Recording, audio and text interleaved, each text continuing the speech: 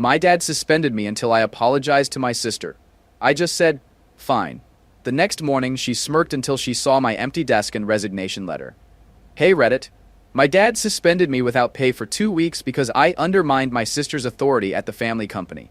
I didn't beg, didn't argue, just said fine and walked out. The next morning, my sister was smirking until she saw my empty office and resignation letter. 3 months later, they were begging me to come back. By then, their entire company was collapsing. Here's how it went down. I'm Jordan, 32 male, and I spent 6 years as project director at Sterling Development Corporation in Chicago. Not some entry-level position either. I ran the entire architectural division. Every major project that made money for the company in the past half-decade, that was my work. The sustainable housing development that won 3 industry awards? Mine. The modular construction system that cut building time by 40%? Also mine. Started at Sterling right after graduation at 26, making $58,000 as a junior architect. First year, I redesigned a failing residential project in Naperville that saved the company $340,000 and got promoted to senior architect. By year 3, I was project director making $94,000 plus bonuses, managing 12 architects and engineers.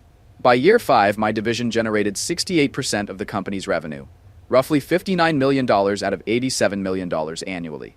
My office had floor-to-ceiling windows overlooking the Chicago skyline, not because I was born into it, but because I'd earned it through 80-hour weeks and turning impossible deadlines into finished buildings. The walls held my architectural degree from Illinois, my structural engineering certification, and 5 industry awards. One wall featured photos of completed projects: the Riverside Eco Complex, the Morrison Tech Campus that won the 2022 Green Building Award, the Lakeshore Luxury Residences featured in Chicago Magazine. Another wall displayed prototypes of innovations I'd developed: the Echo Frame System, thermal regulation panels, modular foundation system. I'd built something real there. A team that respected the work. A portfolio that proved sustainable luxury wasn't just marketing. A reputation that opened doors. And my dad, Patrick, the CEO and founder, treated all of it like it belonged to him by default. See, Sterling Development is a family business. Patrick started it 30 years ago doing small residential projects in the suburbs. Now we do luxury eco-homes for tech executives and custom commercial buildings for corporations with too much money. Last year's revenue was around $87 million, which sounds impressive until you realize we should be clearing $120 million based on our project pipeline. The difference? My sister Vanessa, 29 female, is Vice President of Client Relations. A title that sounds important until you realize she got it at 25 with 0 industry experience. Her degree is in communications from a mid-tier private school that cost Patrick $180,000 in tuition. She's never designed a building. She's never managed a construction crew. She's never done a structural load analysis or reviewed a permit application. What she can do is smile at rich people and promise them things that are physically impossible to deliver. The pattern started her first month on the job. She promised a client in Winnetka a custom edition in 6 weeks, during winter in Chicago, when concrete won't cure properly below 40 degrees. I had to personally negotiate with the client, explain the weather constraints, and extend the timeline to 4 months. The client was pissed, but understood the physics. Vanessa got to keep her commission. Then there was the Oak Park project where she lowballed the estimate by $340,000 because she forgot to account for the custom Italian marble the client specifically requested. I found cost savings in other areas, negotiated better rates with suppliers I'd built relationships with, and brought it in only $80,000 over her original budget. Patrick praised her for landing such a profitable project. My favorite was the Evanston disaster. Vanessa promised a client we could build on a lot that hadn't been surveyed yet. Turns out the property had a protected wetland designation that made construction illegal without extensive mitigation. I spent 3 months working with environmental consultants and city officials to redesign the project for an adjacent lot. The client threatened to sue, but eventually agreed to the changes. Vanessa's response when I brought up the issue? That's why we have you to handle the details. For years, I covered for her. She'd promise a client a custom home in 90 days. I'd work miracles to deliver it in 120. She'd lowball a budget estimate by 30%. I'd find ways to cut costs without compromising quality. She'd forget to file permits. I'd smooth things over with the city inspectors I'd built relationships with over 6 years. The unspoken rule was simple. Vanessa brought in the clients with her sales pitches, designer outfits from Nordstrom, and charming personality. I delivered the actual buildings that didn't collapse or violate building codes. Patrick got to play proud father to both his children while the money rolled in. Vanessa's annual commission checks averaged $280,000. My salary was $94,000, plus a $12,000 annual bonus if projects came in under budget, which they always did because I was good at my job. Patrick loved this arrangement. He'd introduce Vanessa at industry events as the face of Sterling Development's future. Me? I was the technical expert who makes it all possible. Not his son who'd built the company's modern reputation, just the technical expert. Like I was an appliance that came with the building. The unspoken rule was simple. Vanessa got the credit and the commissions. I got a salary and the satisfaction of knowing the buildings wouldn't collapse. I told myself it was fine. I was learning, building a reputation, waiting for the right moment to start my own firm. The usual lies people tell themselves when they're being exploited by family. Then 3 days ago, Vanessa closed a deal that finally pushed me past my breaking point. The client was some tech executive from Silicon Valley who'd made a fortune in cryptocurrency. Guy wanted a $20 million lakefront mansion that would redefine sustainable luxury and get him into Architectural Digest. Fine. We'd done projects like that before. Vanessa took the meeting without me, which should have been my first warning sign. She came back with a signed contract and a smile that screamed trouble. "Close the deal," she announced, walking into the Monday morning executive meeting like she'd just won the lottery. $20 million project, 12% commission. Clients ready to break ground next month. Patrick beamed at her. "Excellent work, sweetheart. This is exactly the kind of high-profile project we need." I was reviewing the quarterly budget projections, only half paying attention. Then Vanessa slid the contract across the conference table. "Jordan, you'll want to look at the timeline. Client's very excited to move in before winter." I picked up the contract and found the completion date. 90 days from permit approval. My stomach dropped. "This is a mistake," I said, keeping my voice calm. "This has to be a typo." Vanessa's smile didn't waver. "No mistake. I promised him move-in ready by October 15th. That's what it took to close the deal." "Vanessa, this is a custom 8,000 square foot home with advanced environmental systems. The foundation alone takes 4 weeks to cure properly. The custom glass panels have a 12-week lead time. The permits will take at least 8 weeks to process." She waved her hand dismissively. "That's why we have you. You always figure it out." I looked at Patrick, waiting for him to see reason. He was watching me with this expectant expression, like I was about to solve a math problem he already knew the answer to. "Dad, this is physically impossible. Even if we cut corners, which we can't because of building codes. We're looking at a 9-month timeline minimum." "I've heard impossible from you before, Jordan," he said. "And yet somehow the buildings always get finished. Because I work miracles within the laws of physics. This isn't a miracle.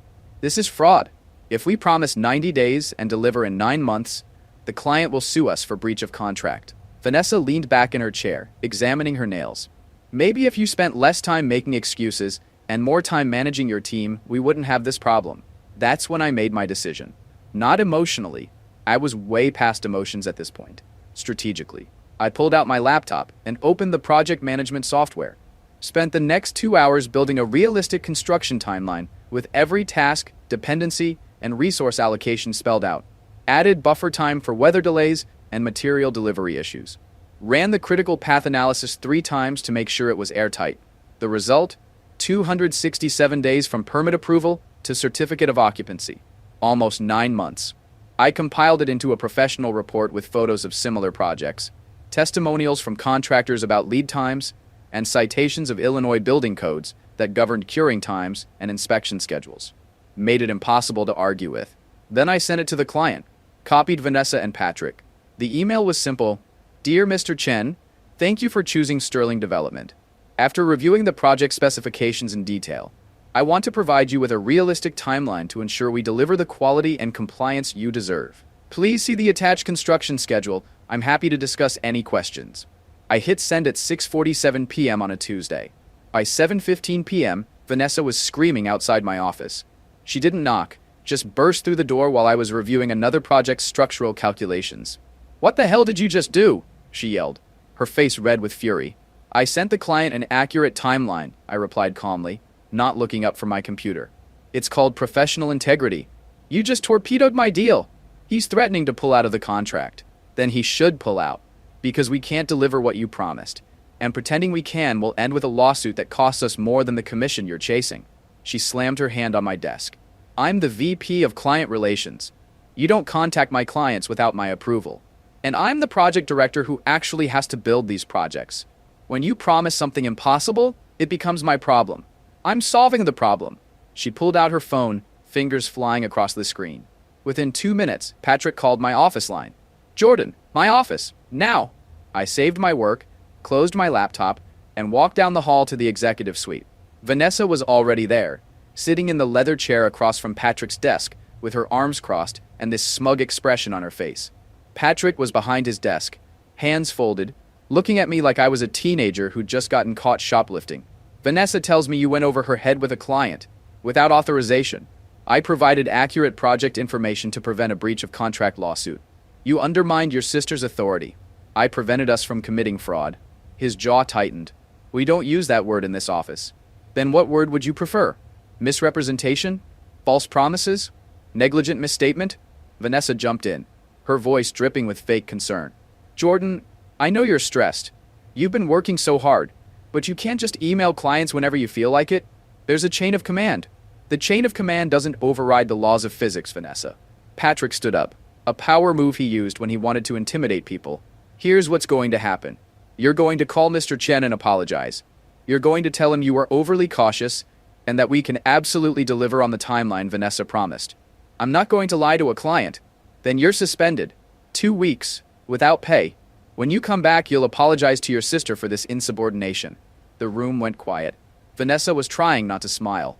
I looked at Patrick, really looked at him, and saw something I'd been avoiding for 6 years. He didn't see me as his son.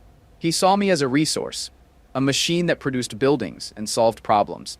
When the machine questioned its programming, the machine got shut down for maintenance. "Fine," I said. Not "yes, sir," or "I understand," or any of the responses he was expecting. Just one word: fine. The way his face changed told me he heard exactly what I meant. This wasn't submission. It was acceptance. I was accepting that we had fundamentally different values, and that trying to change his mind was a waste of my time. I walked out of his office without another word. My office had been my sanctuary for 6 years. Everything in it represented something I'd built or earned. The degree from Illinois I'd paid for myself. The structural engineering certification I'd studied for while working 60-hour weeks. The awards from the Illinois Architecture Foundation. The photos of my team celebrating finished projects. I'd built a career here, a reputation, a standard of excellence that Sterling Development had never achieved before I joined. And now I was going to dismantle all of it. I closed the door, didn't lock it, didn't need to, and pulled out 3 cardboard boxes from the supply closet. Then I systematically started packing. The degrees came down first. Wrapped them in bubble wrap, not with nostalgia but with the efficiency of someone archiving evidence. The awards went next. Then, the project photos. The prototypes of structural systems I'd designed. My assistant Amy knocked and poked her head in. She looked terrified. The rumor mill in a corporate office moves faster than email. "Jordan, are you okay? I heard you're taking a leave?" "Amy, go home for the day. You're still getting paid, but I need you out of the office." "But I have that presentation to finish for..." "It doesn't matter anymore. Just go home." She stood there for a moment, confused, then nodded and left. Smart girl. She'd figure it out soon enough. As I packed, I kept coming back to one item. The prototype of the Sterling Signature Echo Frame. This was the crown jewel. The modular, sustainable load-bearing system that cut construction time by 40% and increased energy efficiency by 50%. It had taken me 2 years to design, test, and perfect. Hundreds of hours of calculations, dozens of failed prototypes, meetings with structural engineers and materials scientists. Patrick loved it because it saved him millions in materials and labor. Vanessa loved it because she could market it as revolutionary green technology. Neither of them knew that I'd filed the patents in my own name. That's the thing about working for a family business. You learn early to protect yourself. My first year at Sterling, I watched Patrick take credit for a senior architect named Douglas Chen's innovative foundation design that reduced settling issues in clay soil. Douglas had spent 8 months perfecting it, testing it on 3 different projects, documenting every modification. Patrick presented it at an industry conference as Sterling Development's breakthrough approach to challenging soil conditions. Didn't mention Douglas once. Douglas quit 3 months later and started his own firm. Patrick kept using the design without compensation or attribution.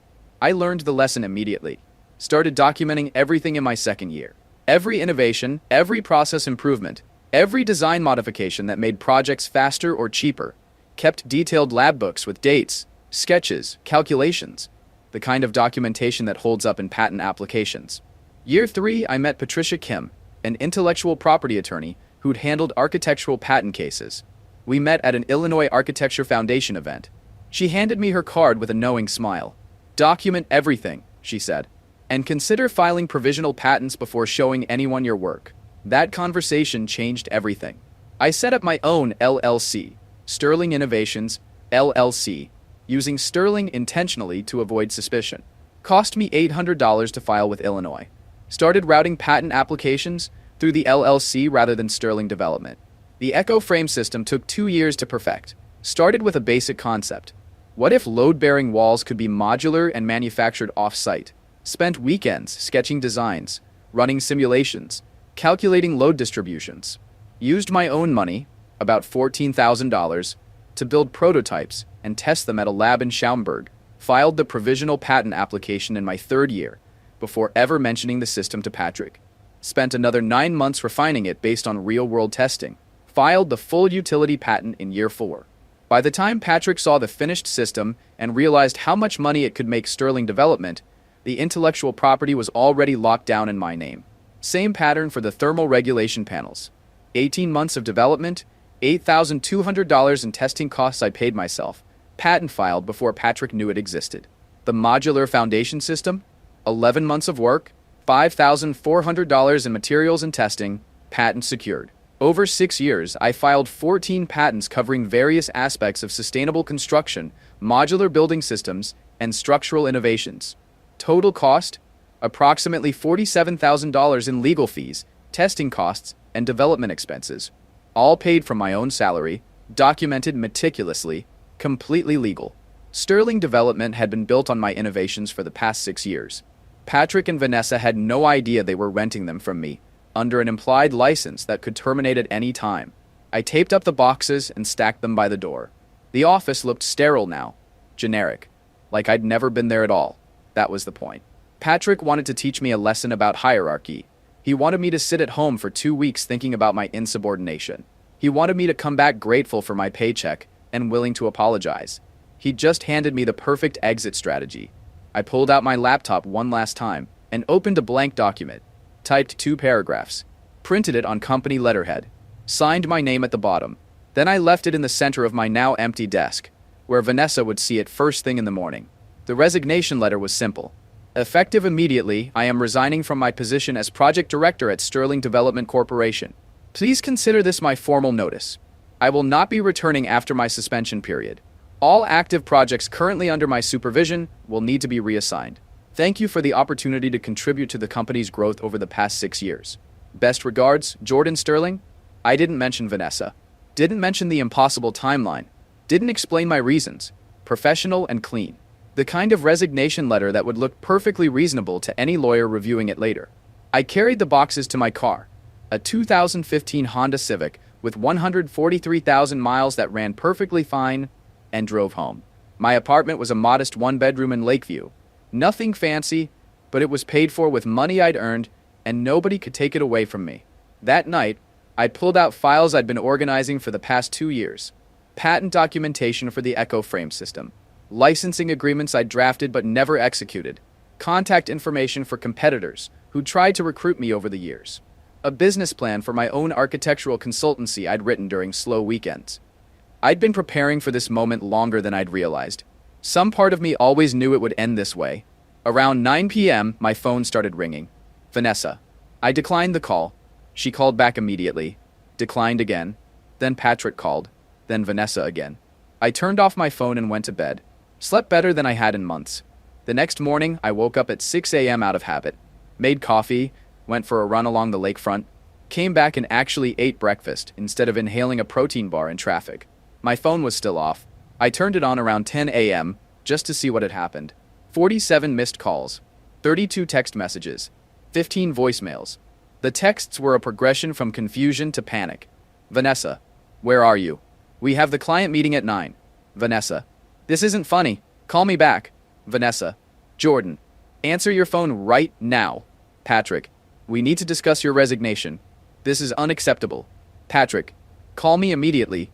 We can work this out. Amy. Jordan, everyone's freaking out. They found your letter. What's happening? The voicemails were even better. I listened to them while making a second cup of coffee. Patrick's voice trying to sound calm but failing. Jordan, I think we both said things in anger yesterday. Let's talk this through like adults. The suspension was an overreaction. Come back to the office. Vanessa, not even trying to hide the panic. You can't just quit. We have 6 active projects that you're managing. This is so selfish. The Sterling development attorney, a guy named Harrison. Mr. Sterling, this is Harrison Webb from the legal department. We need to discuss the transition of your ongoing projects and any potential contractual obligations. Please call me at your earliest convenience. I deleted all of them without responding. Instead, I opened my laptop and started making calls. Real calls. To people who actually respected my work. First call went to Nathan Rodriguez, senior partner at Apex Architecture. We'd worked together on a joint project 2 years ago. Sterling Development handled the structural engineering while Apex did the design work. Nathan had been trying to recruit me ever since. Jordan, didn't expect to hear from you. What's up? I left Sterling Development. I'm starting my own consultancy focused on sustainable structural engineering and architectural innovation. Wondering if you'd be interested in contract work for some of your upcoming projects. Long pause. You're serious? You actually left? Walked out yesterday. I've got proprietary systems for modular construction and sustainable design that could cut your project costs by 30% while improving efficiency. Interested? Hell yes, I'm interested. When can we meet? We set up lunch for the next day. 2 hours later, I had meetings scheduled with 4 other firms. By the end of the week, I had 3 signed contracts for consulting work at $200 per hour, more than I'd been making at Sterling Development when you factored in all the unpaid overtime. But that was just the beginning. The real move was the patents. I called my attorney, a sharp woman named Patricia, who specialized in intellectual property law. I'd been working with her for 2 years, setting up the LLC and filing patents for every major innovation I'd developed. Patricia, it's time. I want to start licensing the EcoFrame system to Sterling's competitors. You sure about this? Once you do this, there's no going back. I'm sure. Draft the licensing agreements. Market rate plus royalties. And send a cease and desist to Sterling Development for any unauthorized use of my patented systems. That's going to hurt them. They've been using your designs as their flagship product. I know. That's the point. It took Sterling Development exactly 4 days to realize they were in serious trouble. The first sign was the Highland Park Estates project, a luxury development of 8 custom homes that were halfway through construction. All of them used the EcoFrame system. The general contractor called me directly on day 3. Jordan, it's Mike Chen from Lakeside Construction. We've got a problem on the Highland Park project. The engineering team is asking about the EcoFrame specifications, and nobody at Sterling can explain how the load distribution works. That's because I designed it, and I don't work there anymore. They're saying they can finish without you, but the junior architect they assigned doesn't understand the structural calculations. He wants to switch to traditional steel beams. That'll double your material costs and add 6 weeks to the timeline. I know, which is why I'm calling you. Can we hire you directly as a consultant to finish the project? I quoted him my consulting rate. He agreed immediately. I drafted a contract that specifically noted I was an independent consultant, not a Sterling Development employee. Mike called me back 2 hours later, sounding stressed. Jordan, I just got a call from Patrick Sterling. He's threatening to sue me if I hire you for this project. On what grounds? I don't work for him anymore.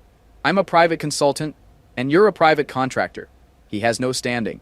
He's saying you're using proprietary company information. I almost laughed. Mike, I'll send you documentation proving I own the patents for the EcoFrame system. Sterling Development has been using my intellectual property under an implied license that terminated when I resigned. If anything, they're the ones using proprietary information without authorization. Silence. You're telling me Patrick doesn't own the design for his flagship product? Correct, I do. And I'm about to make that very clear. That afternoon, Patricia sent the cease and desist letter to Sterling Development via certified mail. The letter was beautifully written, clear, professional, and absolutely devastating. It informed them that all patents for the EcoFrame system were owned by my LLC, that my resignation terminated any implied license for their use, and that continued use without a formal licensing agreement constituted intellectual property theft. The letter included a list of all active Sterling Development projects currently using my patented systems, along with documentation proving my ownership. It also offered a licensing agreement at market rates, $50,000 per project plus 3% of project revenue in ongoing royalties. Patrick called me within an hour of signing for the certified letter. I let it go to voicemail. His voice was different now. Not angry, scared. Jordan, we need to talk about this cease and desist letter. This is absurd. You developed those systems while working for Sterling Development. The company owns that intellectual property. I called Patricia. Can I respond to this? Sure. Keep it professional. Don't admit anything. Don't make threats. Just state facts. I sent Patrick an email. Not a call, an email. So everything would be documented. Patrick, I developed the Echo Frame system and all associated innovations on my own time, using my own resources. All patents were filed through my personal LLC before any implementation at Sterling Development. You were operating under an implied license during my employment. That license terminated with my resignation. If you wish to continue using the systems, we can discuss a formal licensing agreement. Alternatively, you can redesign your active projects using alternative systems. Best regards, Jordan.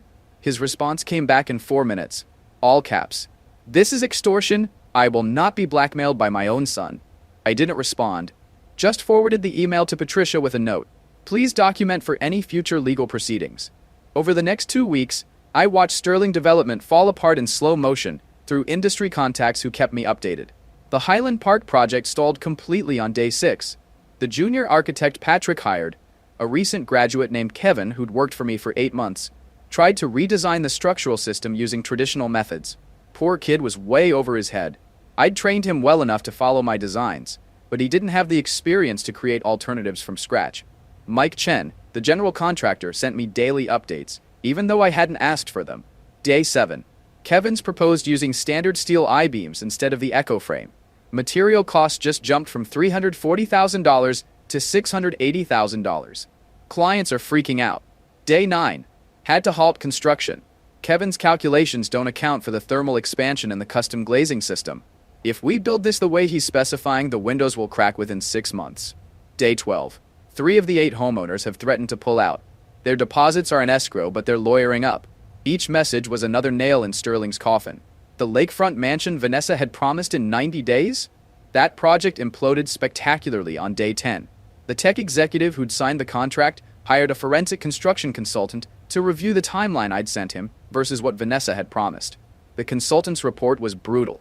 Documented that Vanessa's timeline was physically impossible even with unlimited resources and perfect weather conditions. The lawsuit hit on day 14. Filed in Cook County Circuit Court, case number 2-024L003847. I pulled the public filing out of curiosity. The claim was devastating. Fraudulent inducement, breach of contract, negligent misrepresentation. The client wasn't just seeking return of his $800,000 deposit, he was claiming $4 million in consequential damages for having to cancel his planned relocation from California. I heard through a mutual contact at the title company that Patrick had to take out a $3 million bridge loan using his personal lake house as collateral, just to cover legal defense costs and potential settlement. The interest rate was 9.5% because his credit had taken a hit when Sterling Development missed payments to 3 different suppliers. The Arlington Heights commercial project, a $6.2 million office building that was 60% complete, ground to a halt on day 16. That one hurt because I genuinely liked that client, a small tech company that was growing and needed their own space. The project used the Echo Frame system for the load-bearing interior walls. Without me there to supervise, the framing crew didn't understand the installation sequencing. They installed panels in the wrong order, which compromised the structural integrity of the entire West Wing. The structural engineer on that project, a guy named Tom Bradshaw who'd worked with me on 4 previous builds, called me directly. Jordan, I had to red tag the whole west section. They're going to have to tear it down and rebuild. We're talking $340,000 in rework, plus another 8 weeks on the schedule. The client's demanding Patrick cover the costs since it was Sterling's design error. It wasn't a design error, I corrected. It was an installation error, because Patrick put an untrained architect in charge of a complex structural system. You want to consult on the fix? I can bring you in as an independent expert. Send me the contract. My rate's $200 an hour. Tom hired me that afternoon. I spent 4 days on site supervising the demolition and rebuild of the West Wing, teaching the framing crew the proper installation sequence. Billed Sterling Development's client directly, $9,600 plus expenses, and the client was happy to pay it because I actually knew what I was doing. Meanwhile, 2 other projects went completely dark when clients pulled their deposits after hearing about the lawsuit. One was a $4.8 million custom home in Lake Forest. The other was a $3.2 million renovation project in Lincoln Park. Both clients had paid 15% deposits, totaling $1.2 million, that Patrick had already spent on operating expenses rather than putting in escrow like he was supposed to. Those clients lawyered up immediately. More lawsuits filed, more legal bills, more damage to Sterling's reputation. Vanessa tried calling me 6 times in one day, left voicemails that started with fake apologies and ended with thinly veiled threats. Jordan, I know we've had our differences, but this is bigger than us. The company is in trouble. People's jobs are at stake. You need to come back and help fix this. Then, when I didn't respond, fine, be selfish. But when this company goes under, it's on you. Hope you can live with yourself. I deleted every voicemail without listening all the way through.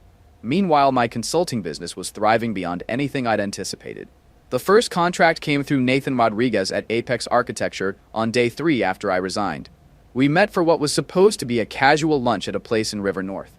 Ended up being a 3-hour business meeting where Nathan laid out 6 projects his firm was struggling with, all of them requiring exactly the kind of sustainable structural solutions I'd been developing for years. Look, I'm going to be straight with you, Nathan said, pushing his plate aside and pulling out a folder full of project specs. We've got a $12 million mixed-use development in Pilsen that's stalled because we can't figure out how to meet the city's new energy efficiency requirements without blowing the budget. Your eco-frame system would solve it. But Patrick quoted us $280,000 just for the licensing fee, before you even got involved. I looked at the project specs. It was good work.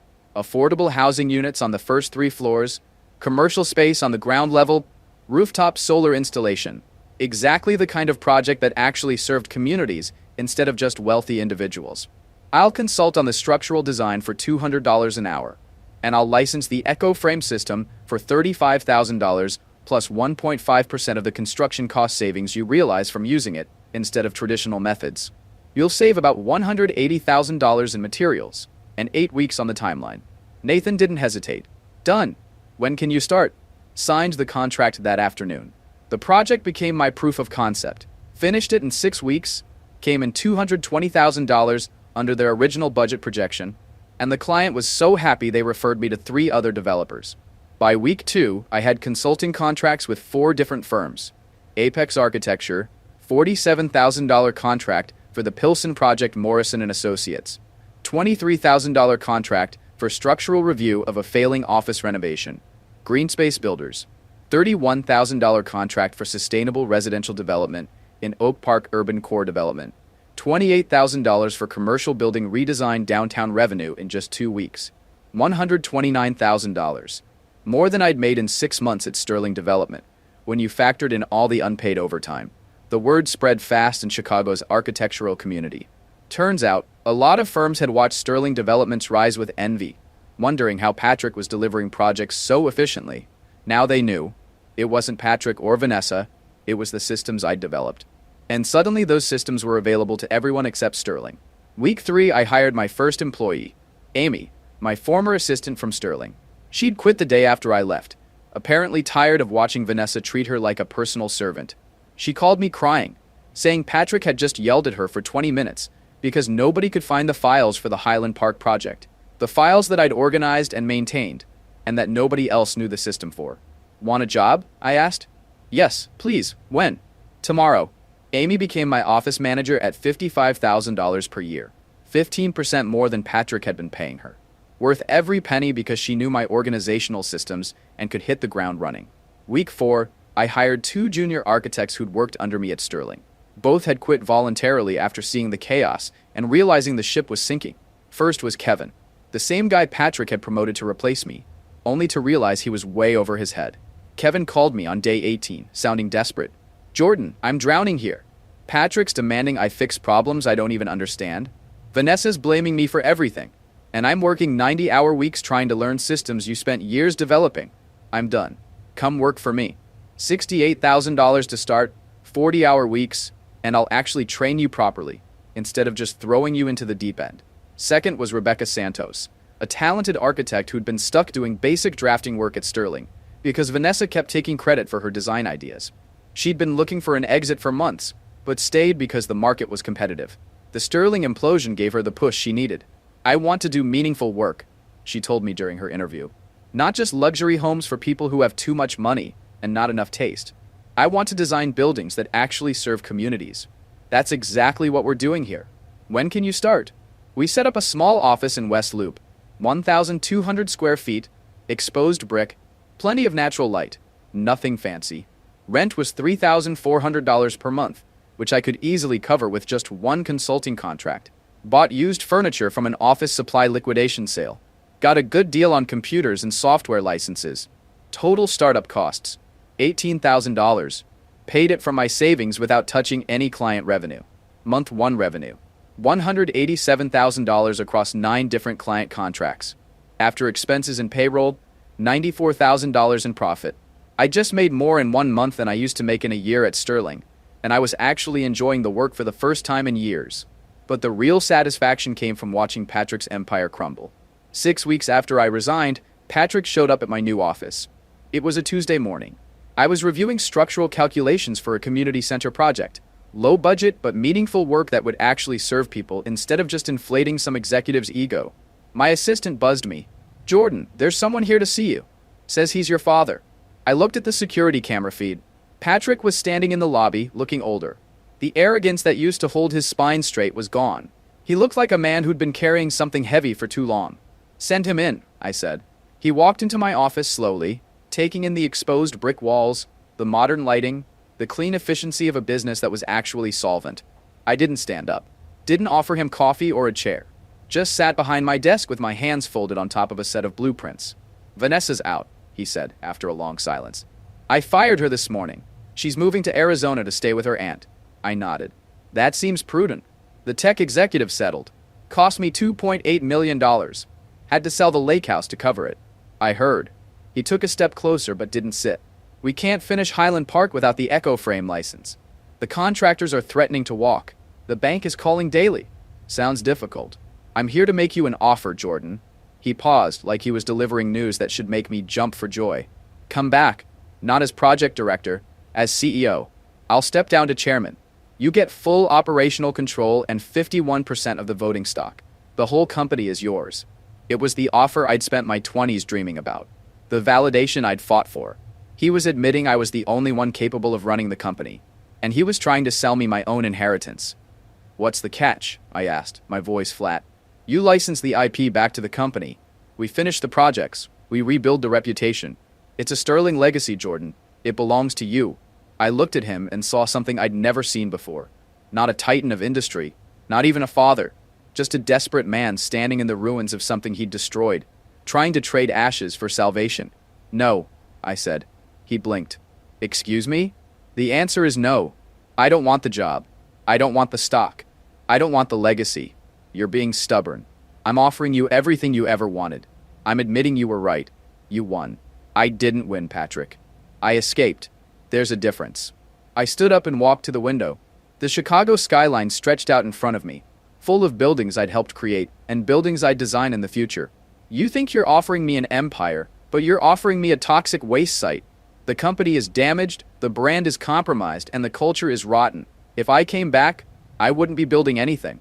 I'd spend the next decade cleaning up your mess." I turned to face him. "But that's not the real reason I'm saying no." This was the moment, the final cut. "You didn't raise me, Patrick. You managed me. You treated my loyalty like a renewable resource you could exploit for profit. You demanded dedication but offered only conditional employment. I'm your father," he whispered, "and I'm a distinct legal entity. Cutting the bloodline isn't malice. It's self-preservation. It's the only way to save yourself from being consumed by a system that sees you as a resource, not a person." I walked back to my desk and sat down. "If I come back, I accept the premise that my worth is tied to your approval. I accept that I'm a Sterling first and a person second. I reject that premise. I'm not saving the Sterling name. I'm saving Jordan." He stared at me for a long time. The silence was heavy and final. He realized then that he had no leverage. Couldn't fire me, couldn't disown me, couldn't even guilt me because I'd closed the account. "What will you do?" he asked finally. "With the patents? I'll license them to other firms, competitors. builders who pay their invoices and respect their architects. The Echo Frame system will build thousands of homes, Patrick. Just not yours. He nodded slowly. Didn't say goodbye. Just turned and walked out of my office, shoulders slumped, heading into a future he hadn't planned for. I watched him go through the window. Didn't feel sad, didn't feel triumphant, just felt clear. I turned back to my desk. The blueprints for the community center were waiting. A project that would serve actual people, built on a foundation I'd poured myself. I picked up my pencil. The line was straight. The structure was sound. And for the first time in my life, the design was entirely mine. Guys, we are so close to hit 100,000 subscribers on this channel. If you are not subscribed to the channel, please consider subscribing. It really helps hit that 100,000 mark. Thanks for making this dream come true.